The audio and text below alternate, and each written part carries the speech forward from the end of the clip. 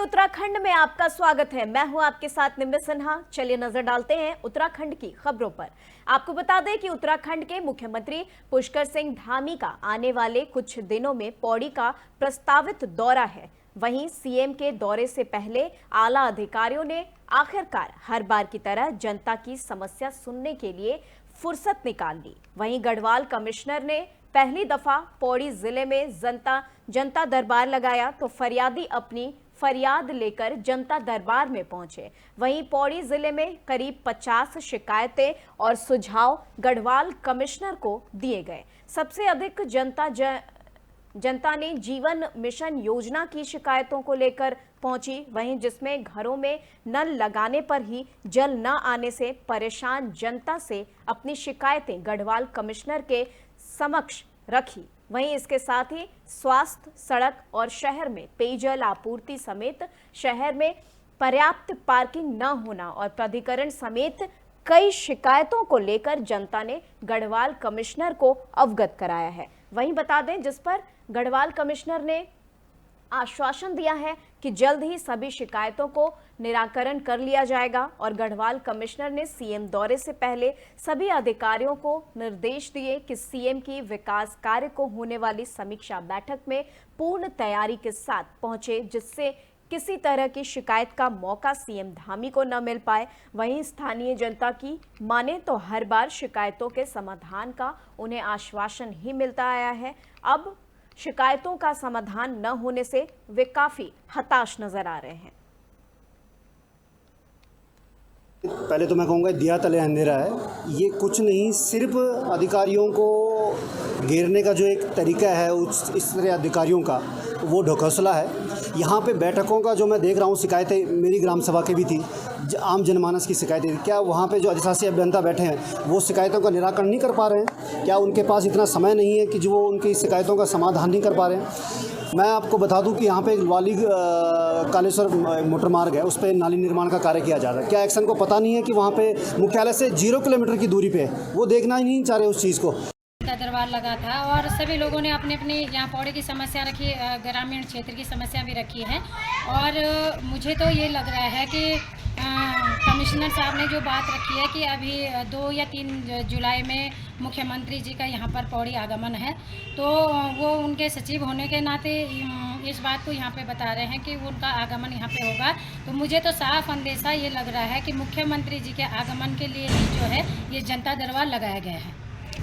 जी हाँ, ये बिल्कुल आपने सही कहा है कि क्योंकि शिकायतें तो सबने की है कि कूड़ा से परेशान तो हाँ हर एक जनमानस है और शिकायत सबने की है। लेकिन कमिश्नर साहब ने जो है एक बार भी ये नहीं कहा कि मतलब ये आग लगने का कारण क्यों है या कूड़ा जो है रोड पे क्यों डाला जा रहा है, कि क्या हो सकता है इसमें। उन्होंने अपना कोई इसमें बात नहीं रखी। आज जनपद पौड़ी में हमने कलेक्ट्रेट परिसर में एक जनता की समस्या को सुनने के लिए सभी अधिकारियों की मौजूदगी में एक, उसको दरबार क्या कहेंगे आप, ये कह सकते हैं एक फोरम था, हमने आज उपलब्ध कराया था कि एज ए कमिश्नर हम भी चाहते थे कि देखना कि क्या स्थिति है, और विभागों का हमने रिव्यू भी किया है। कुल मिलाकर 50 शिकायतें आई हैं और शिकायतें भी हैं, समस्या भी कह सकते हैं, सुझाव भी हैं, और उनमें से करीब 7 का तो हमने मौके पर निस्तारण किया है।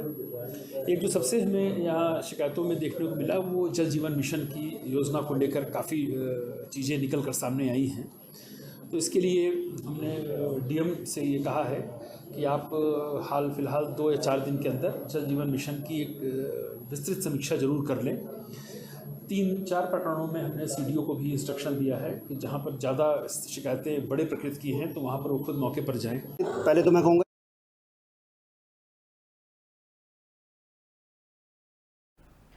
तो चलिए इस खबर पर तमाम जानकारी के लिए हमारे साथ उत्तराखंड से ब्यूरो चीफ अजय पांडे जुड़ चुके हैं। कॉल को होल्ड पर रखा है, कृपया लाइन।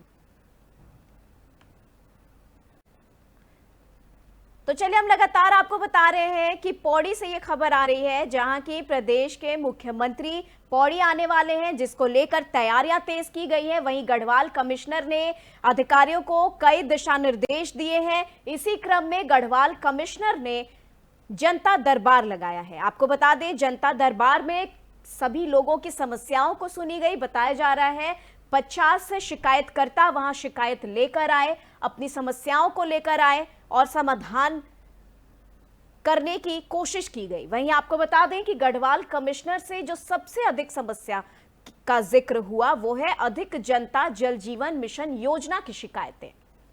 इसी के साथ स्वास्थ्य से लेकर सड़क तक और हर तरह की शिकायतें जो है वो जनता दरबार में सुनी गई और समस्या का समाधान निकालने का आश्वासन भी दिया गया। तो लगातार हम आपको बता रहे हैं कि पौड़ी जिले से ये खबर आ रही है, जहां की प्रदेश के मुख्यमंत्री पुष्कर सिंह धामी पौड़ी पहुंचने वाले हैं और जिसको लेकर सभी तैयारियां तेज की गई हैं। गढ़वाल कमिश्नर उधर कई अधिकारियों को जरूरी दिशा निर्देश उन्होंने दिया है ताकि पुष्कर सिंह धामी सीएम के आने पर कोई गड़बड़ी ना हो और इसी को लेकर जनता दरबार भी लगाया गया। तो चलिए अब इस खबर पर हमारे साथ तमाम जानकारी के लिए उत्तराखंड से ब्यूरो चीफ अजय पांडे जुड़ चुके हैं। अजय, जानना चाहेंगे कि सीएम पुष्कर सिंह धामी वहां पहुंचने वाले हैं पौड़ी में, इसी बीच गढ़वाल कमिश्नर ने जनता दरबार लगाया। जनता दरबार में लगभग 50 शिकायतें सुनी गई और जो सबसे अधिक समस्या जो सामने आई वो अधिक जनता जल जीवन मिशन योजना की समस्या सबसे अधिक सुनने में आई है।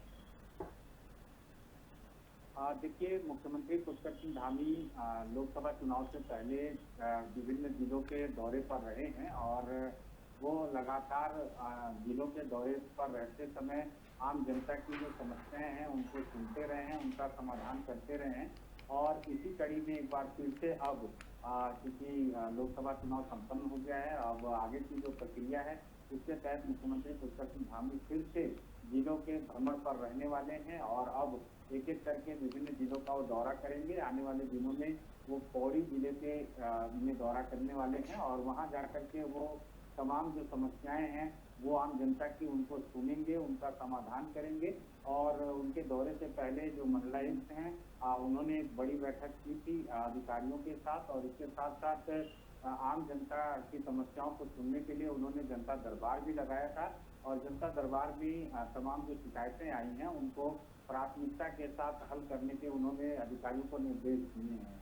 मैं आपको बता दूं कि मुख्यमंत्री के निर्देश के बाद हर जिले में जनता दरबार जिलाधिकारी स्तर से लगाया जाता है और जनता दरबार में जो तमाम समस्याएं होती हैं उनको सुन करके जिलाधिकारी स्तर से उनका त्वरित निदान किया जाता है। इसके अलावा जो तमाम लोग हैं वो मुख्यमंत्री से भी आकर के मिलते रहे हैं देहरादून में, सचिवालय में, मुख्यमंत्री आवास में। तो मुख्यमंत्री ने एक बड़ी पहल जरूर की है और इस पहल के तहत उन्होंने कहा है कि वो खुद जिलों के भ्रमण पर रहेंगे और वहां जाकर के जो आम जनता की जो समस्याएं हैं उनको भी सुनेंगे, उनका समाधान करेंगे, अधिकारियों के साथ बैठक करेंगे, अधिकारियों को दिशा निर्देश देंगे। इसी के तहत मुख्यमंत्री पुष्कर सिंह धामी पौड़ी जिले के दौरे पर जाने वाले हैं। उनका कार्यक्रम निर्धारित किया जा रहा है और वहां जाकर के वो आम जनता से मिलेंगे, उनकी समस्याओं का समाधान करेंगे। इसके अलावा जो तमाम विकास योजनाएं चल रही हैं उनकी प्रगति के बारे में भी अधिकारियों से जानकारी लेंगे और आने वाले समय में पौड़ी जिले में कौन कौन सी ऐसी योजनाएं संचालित की जानी है उसके बारे में भी अधिकारियों से वो फीडबैक लेंगे कि किस तरह की योजनाएं जरूरी हैं, कहाँ पर क्या निर्माण कार्य किए जाने हैं, कौन कौन से विकास कार्य होने हैं। तो उनको लेकर के आगे वो केंद्र में जब जाएंगे तो वहाँ दिल्ली में जो बैठकें होती हैं वहाँ पर पौड़ी जिले के लिए क्या क्या मांग करती हैं, क्या मांग रखनी है, उस पर भी बातचीत करेंगे। अजय पांडे जी, जानना चाहेंगे कि जब जनता दरबार में कई लोग शिकायत अपनी लेकर के आए, लेकिन उनमें से कौन कौन से खास मुद्दे थे जो कि सामने आए हैं?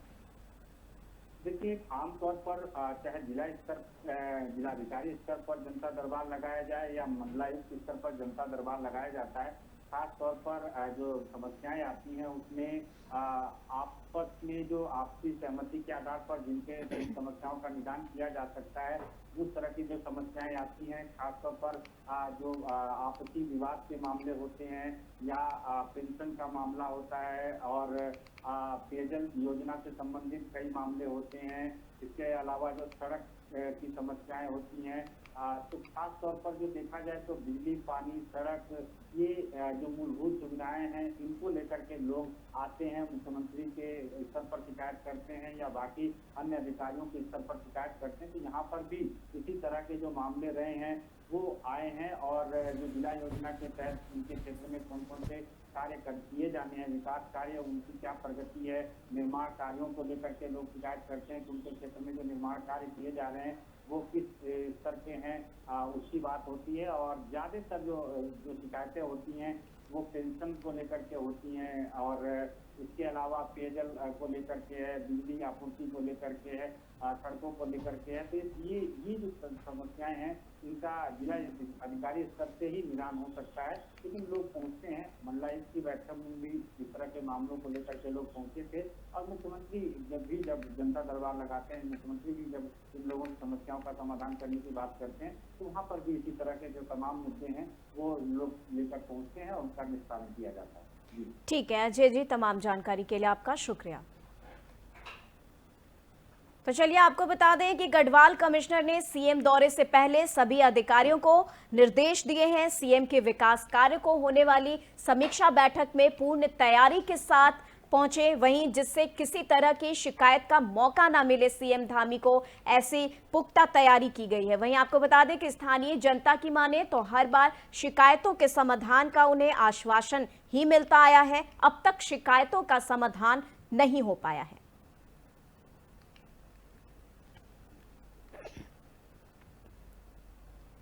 चलिए अब खबरों में आगे बढ़ते हैं और आपको बता दें कि देहरादून से खबर है, जहां की उत्तराखंड कांग्रेस के प्रदेश अध्यक्ष करण माहरा ने आंदोलन का ऐलान किया है। उन्होंने देश भर में नीट यूजी और यूजीसी नेट की परीक्षा पर उठे विवाद को लेकर बीजेपी की सरकारों पर युवाओं के हितों से खिलवाड़ का आरोप लगाया है। इसके साथ ही शैक्षणिक संस्थानों में संघ पृष्ठभूमि के लोगों की नियुक्ति पर भी करण माहरा ने सवाल उठाए हैं। इसी के साथ करण माहरा ने कहा है कि आज पूरे देश के युवा एक के बाद एक पेपर लीक होने से परेशान हैं। वे खुद को ठगा महसूस कर रहे हैं। कई साल की मेहनत के बाद जब पता चलता है कि जो परीक्षा कड़ी मेहनत से दी है उसका पेपर लीक हो गया है, तो युवा निराशा में चले जा रहे हैं। इसके साथ ही सीधे तौर पर केंद्र सरकार जिम्मेदार है। उन्होंने आगे कहा है कि देश में जहां भी बीजेपी की सरकारें हैं, युवाओं के हितों के साथ ऐसा ही खिलवाड़ हो रहा है। आगे उन्होंने कहा कि उत्तराखंड में भी आरोपी हाकम सिंह ने ऐसी ही सिस्टम ही सह पर युवाओं को छलने का काम किया है। जिस स्तर पर भी ये धांधली हो रही है, वहां संघ पृष्ठभूमि के लोगों का चयन किया जा रहा है। इसी के साथ कांग्रेस इसके खिलाफ प्रदेश स्तर पर बड़ा आंदोलन शुरू करेगी। आज भारतवर्ष में पूरी तरीके से व्यवस्था एक चरमराई हुई है। जो नौजवान नवयुवतियां अपने कैरियर के लिए 8-8 घंटे से लेकर 15 घंटे तक पढ़ते हैं और कोशिश करते हैं कि वो किसी बड़ी परीक्षा को पास करें, आज उनके सपनों के साथ छलावा हो रहा है। पूंजीपतियों के बच्चे और हाकम सिंह जैसे लोग उनके हकों को छीनने के लिए रणनीतियां तैयार कर रहे हैं। भारतीय जनता पार्टी की सरकार ने पूरे देश में व्यापम के बाद लगातार इस तरह के घोटाले करने शुरू किए। उत्तराखंड में इसकी बानगी के रूप में आप देखें, SSC भर्ती घोटाला और पटवारी पेपर लीक बहुत बड़े घोटाले थे, जिसमें छात्रों के ऊपर लाठीचार्ज किया गया, उनके हकों को छीनने का काम किया। आज यूजीसी के नीट और NEET के पेपर्स लीक हुए, एक को सरकार ने निरस्त किया है और दूसरा अभी तक निरस्त नहीं किया है। लगातार बीजेपी के लोग, बीजेपी की सरकारें, नरेंद्र मोदी, अमित शाह और इनके मुख्यमंत्री लोग लगातार ऐसे लोगों को संरक्षण दे रहे हैं जो इस तरह के कृत्यों में हैं। आज चाहे वो वाइस चांसलर कहीं का देख लीजिए, वो RSS की पृष्ठभूमि का है, बीजेपी की पृष्ठभूमि का होता है। आज उसकी योग्यता पे कहीं ध्यान नहीं दिया जा रहा है। ये सारे इंस्टीट्यूट्स में ऐसे लोगों को बैठा रहे हैं, चाहे वो गवर्नर के पद हो, चाहे वो कहीं का वाइस चांसलर हो, हर जगह एक आइडियोलॉजी के लोगों को बैठाया जा रहा है, जिससे इस तरीके के घोटाले होने में इनको मदद मिल रही है और इनकी आइडियोलॉजी के लोगों को लगातार नियुक्तियां मिल रही हैं। पढ़ने लिखने वाले मेहनतकश लोग जो माँ बाप खा नहीं खाकर अपने बच्चों के लिए इन परीक्षाओं की तैयारी कराते हैं, उनके सपनों में पानी फेरने का काम हाकम सिंह जैसे लोग कर रहे हैं और उस पर संरक्षण भारतीय जनता पार्टी की सरकार का है, मोदी का है, अमित शाह का है और इनके मुख्यमंत्रियों का है।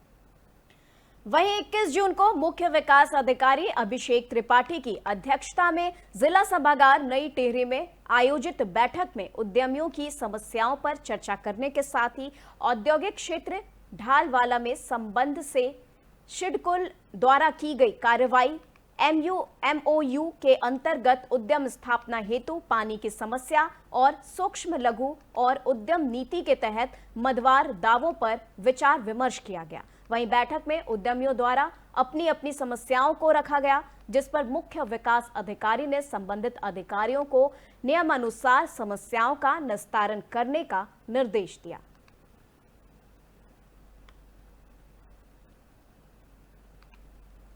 वहीं पहाड़ों की रानी मसूरी में गुरुवार को मौसम ने अचानक करवट बदली। बता दें, मसूरी में बारिश होने से तापमान में भारी गिरावट दर्ज की गई है और मौसम सुहावना हो गया है। बारिश होने से लोगों को गर्मी से राहत मिली है और लोगों ने जमकर बारिश का आनंद लेते हुए नजर आए। वहीं पंजाब से आए पर्यटक मनजीत सिंह ने कहा कि वो मसूरी घूमने के लिए आए थे और यहां पर अचानक हुई बारिश से मौसम काफी सुहावना हो गया है, जिसका वो अपने परिवार के साथ आनंद उठा रहे हैं। उन्होंने कहा कि इन दिनों पंजाब में भीषण गर्मी पड़ रही है और जिसको लेकर वो मसूरी आए हैं और ऐसे में मसूरी का मौसम बारिश होने के बाद मौसम काफी खुशनुमा हो गया है।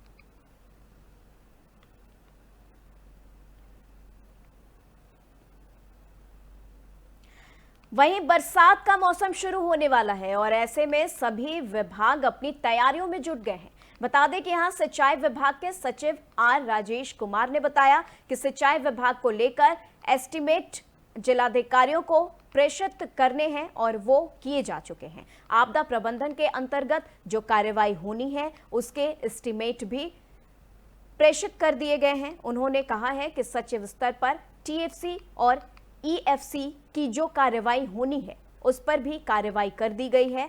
ये योजना अभी बची हुई है, जल्द उस पर भी काम किया जाएगा। इसके अलावा उन्होंने बताया कि पूरे राज्य में 218 संवेदनशील जगह चिन्हित की गई हैं, जहां की रेगुलर मॉनिटरिंग होती है। इस बार बारिश का फोरकास्ट ज्यादा है। सिंचाई विभाग को लेके जो एस्टिमेट्स जो डिस्ट्रिक्ट मजिस्ट्रेट को प्रेषित करने हैं विभाग द्वारा प्रेषित किए जा चुके हैं और जो SDMF में जो आपदा प्रबंधन के अंतर्गत कार्रवाई होनी है वो भी हम लोगों ने एस्टिमेट्स प्रेषित कर दिए हैं। बाकी सचिव स्तर के जो TSC और EFC के जो कार्रवाई होनी है, जो नाबार्ड के अंतर्गत कार्य टेकअप करना है, उस पर भी हम लोगों ने त्वरित गति से कार्रवाई करते हुए सभी में TSC EFC कर दिया है और जो बाकी जो कुछ योजनाएं अभी कम बची हुई हैं उसको भी हम लोग जल्दी करा देंगे। सिंचाई विभाग को लेकर चलिए इस खबर पर तमाम जानकारी के लिए हमारे साथ उत्तराखंड से ब्यूरो चीफ अजय पांडे जुड़ चुके हैं। जानना चाहेंगे अजय जी कि मौसम का मिजाज बदलने वाला है, बरसात का मौसम शुरू होने वाला है और ऐसे में लेकर उत्तराखंड में कई संवेदनशील इलाके हैं जहां की बाढ़ की जो समस्या है वो लगातार बनी रहती है, तो इसको लेकर के क्या कुछ जानकारी प्रशासन की तरफ से, क्या कुछ तैयारी सामने आ रही है? देखिए, इस बार मौसम विभाग ने जो फोरकास्ट दिया है इसमें ये बताया जा रहा है कि इस बार पूरे प्रदेश में जो बारिश है वो ज्यादा होगी। कई जगह पर काफी तेज बारिश की संभावना है, तो ऐसे में प्रशासन स्तर पर सभी तैयारियां पूरी की जा रही हैं और अलग अलग विभागों की ओर से अपने अपने स्तर से तैयारी की जा रही है कि किस तरह से अगर ऐसी स्थिति आती है, विकट स्थिति आती है, बाढ़ जैसी स्थिति आती है तो उसका कैसे समाधान किया जाएगा। चाहे PWD की बात करें, चाहे आपदा प्रबंधन की बात करें, जिला प्रशासन स्तर से बात करें, तो ये सभी लोग अपने अपने स्तर से तैयारी कर रहे हैं। इसी तरह से सिंचाई विभाग ने भी अपनी तैयारी पूरी की है और सभी लोग ये चाहते हैं कि आपदा जैसी स्थिति अगर आती है तो उस पर त्वरित रिस्पॉन्स हो, जल्द से जल्द कार्रवाई हो और जो लोग भी ऐसी जगहों पर फंसे होंगे उनको त्वरित निकाला जाए वहां से और चाहे सड़कों की व्यवस्था है, अगर सड़क बाधित है तो उनको खोला जाए, कैसे वहां पर जो पर्यटक आ रहे हैं या तीर्थाटन करने के लिए तमाम लोग पहुंच रहे हैं तो यहाँ पर सामने देखने को न मिले। तो सभी विभाग अपने अपने स्तर से चिन्हित कर रहे हैं उन स्पॉट्स को कि कहाँ पर इस तरह की स्थितियाँ देखने को मिल सकती है। सिंचाई विभाग ने 218 जगह चिन्हित किए हैं। इसी तरह से आपदा प्रबंधन विभाग की ओर से भी जगहों को चिन्हित किया गया है कि इन जगहों पर लैंडस्लाइड की घटनाएं हो सकती हैं। ठीक है अजय जी, तमाम जानकारी के लिए आपका शुक्रिया। तो आपको बता दें कि इसके अलावा उन्होंने बताया है कि पूरे राज्य में 218 संवेदनशील जगह चिन्हित की गई हैं जहां की रेगुलर मॉनिटरिंग होती रहती है। बता दें इस बार बारिश का फोरकास्ट ज्यादा बताया जा रहा है, जिसको लेकर तैयारियां तेज कर ली गई हैं।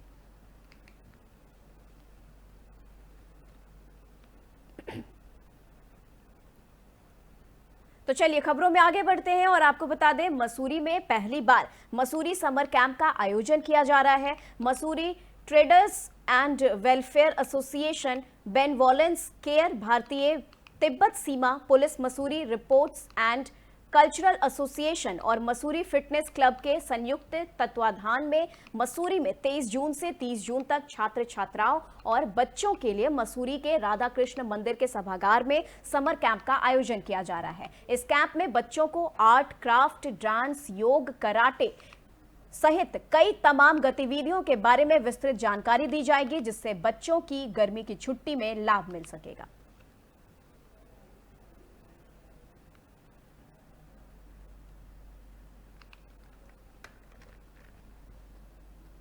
तो हम स्कूली मसूरी में ये है कि बच्चों को स्कूल में जो एजुकेशन मिलती है वो मिलती है, पर उसके बाहर जैसे बड़े शहरों में मिलता है कि आप कोई क्लास ज्वाइन कर लें और कुछ नया सीखें। तो हमारा मकसद ये है कि बच्चे बिना कोई ज़्यादा कोई रकम खर्च किए इन अपनी गर्मी की छुट्टियों और बाद में शायद हम सर्दी की छुट्टियों में भी रखेंगे, ऐसे अलग अलग एक्टिविटी सीख सकें। तो अभी के लिए फ़िलहाल हम लोग ने योगा रखा है, कराटे रखा है, first aid and communication skill जिसमें हम हेरिटेज वॉक भी कराएंगे, डांस है पहाड़ी और art and craft from waste products है। आगे के लिए हम सोच रहे हैं अगले साल हम 2-3 स्पोर्ट्स एक्टिविटीज़ भी जोड़ेंगे इसमें हम नॉमिनल फीस 100 रुपये पंजीकरण रख रहे हैं, जिसमें अगर कोई बच्चा कोई वो भी ना दे पाए तो हम फ्री में उसका बिल्कुल स्वागत करते हैं। हमारा मकसद यही है कि ज़्यादा से ज़्यादा बच्चे इसमें जुड़ सकें। आज तक मसूरी में कभी भी समर कैंप का आयोजन नहीं हो पाया था भव्य स्तर पर।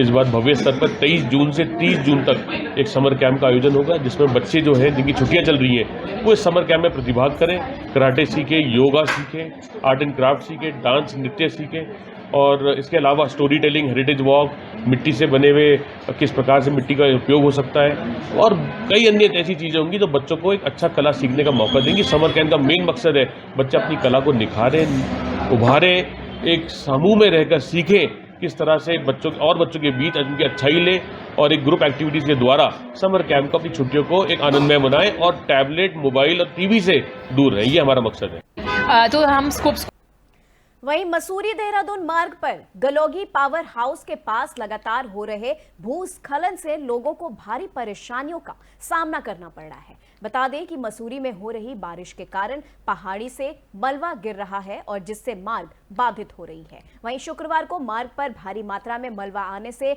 मार्ग बाधित हो गया, जिससे मार्ग के दोनों ओर वाहनों का लंबा जाम लग गया, जिस कारण लोगों को भारी परेशानियों का सामना करना पड़ा। करीब 1 घंटे के बाद लोक निर्माण विभाग द्वारा जेसीबी के माध्यम से सड़क पर आए मलबे को हटाया गया और यातायात को सुचारू किया गया। वहीं बता दें मसूरी कोतवाल अरविंद चौधरी द्वारा पुलिस टीम के साथ मौके पर पहुंचे और सड़क पर आए मलबे को लोक निर्माण विभाग के द्वारा जेसीबी से हटाया गया और यातायात को सुचारू किया गया। दरअसल 2 दिन पहले काफ़ी बारिश हुई थी, तो तभी से बीच बीच में मलबा आने लगा है। उस मलबे के कारण ट्रैफिक में बाधा उत्पन्न हो जाती है। आज भी काफ़ी मलबा आ गया था, जिसे तुरंत जेसीबी के माध्यम से हटवा दिया गया, क्योंकि वीकेंड है तो काफ़ी टूरिस्ट आ रहे हैं, 4 धाम यात्रा भी चल रही है, तो ट्रैफिक जैसे ही लगा उसे फिर हल कराने में थोड़ा टाइम लग गया। अब नॉर्मल है। सर एक गाड़ी भी एक चपेट में आने से बच गई बाल उसमें। कभी कभी ऐसा होता है कि कोई गाड़ी वाला कहने के बावजूद भी, रुकने के बावजूद भी निकाल लेता है, तो लेकिन कोई ऐसी कोई दुर्घटना, कोई चोट किसी कुछ नहीं हुआ है। वहीं आंधी के कारण रेलवे ट्रैक पर पेड़ गिरने से शुक्रवार को देहरादून हरिद्वार सेक्शन में रेल संचालन बाधित हो गया।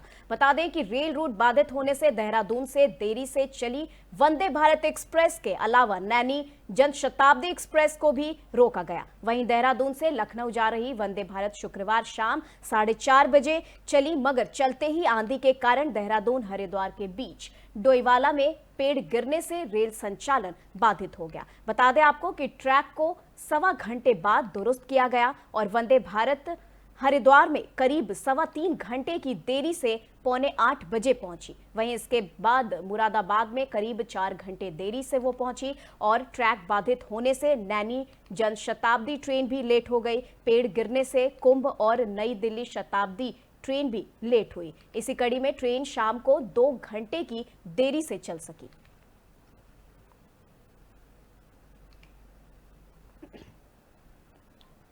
चलिए फिलहाल के लिए खबरों में इतना ही। देश दुनिया की तमाम खबरों के लिए देखते रहें FM न्यूज़।